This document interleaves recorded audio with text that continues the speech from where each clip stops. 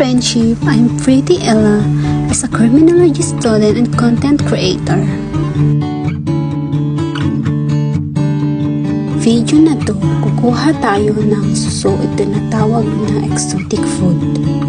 Kasama ko na naman ang aking nanay.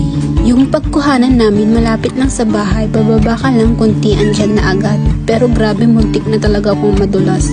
Buti na lang nabalance ko yung sarili ko. Magditatawanan ako ni nanay. Kaya reminder lang, tignan nyo yung mabuti ang dinadaanan nyo. Baka matapilak pa kayo sa kaharutan. Nanguha kami ng suso pampares sa saluyot na ipapadala sa ibang bansa. Kung nanood nyo yung vlog ko dati, oo, yung nangunga rin ako ng saluyot. Eto na naman tayo, pero this time may bonus na suso. Tapos ayun, hindi ko napansin yung kawayan. Sumabit yung hairband ko. Kailangan ba talagang may padrama si nature? No, ha?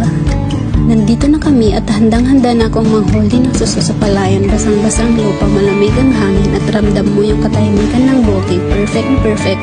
Mga ganitong oras, dahan-dahan lang ako sa paglalakad kasi ang putik talaga tulupog ang lupa, isang maling hakbang swimming agad sa palaya. Yun na nga, nagsimula na kami manghuli at grabe, ang dami talaga. Halos dikit-dikit na sila, baka may pa-love life pa dito sa palaya. Charot! Pero seryoso, pero ang saya ang manghuli. Ka-friendship, narasanan niyo na ba to?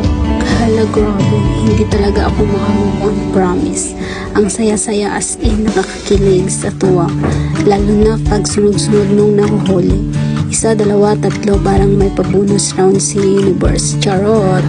Sabay-sabay pa silang lumalabas, o diba? Ka-friendship? Jackpot na, may thrill pa. Palayan pa lang ito, pero feels ko parang nanalo na ako ng game show. Charot! Huli ka!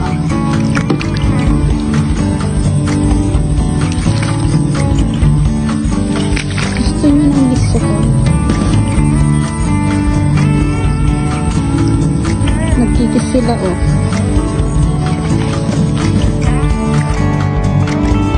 Ganda talaga ng view dito sa bukid, ka-friendship, as in. Basta ang hangin. Nakaka-relax sila. Tapos habang nangulo ako ng suso, may nakita akong kambal. Dito na ako na rin magsagpo. Siyempre, ang gaganda pa ng dahon. Fresh na fresh. Yes, combo na to. Susubot kami.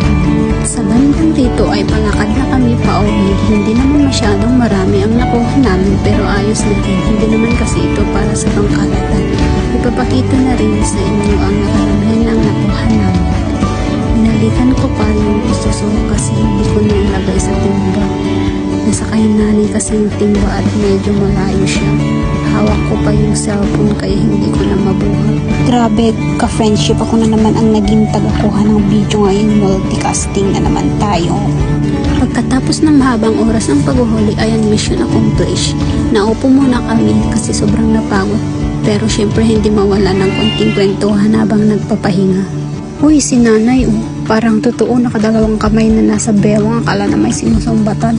Pero chill lang yan, pagod lang talaga. Love you, nay.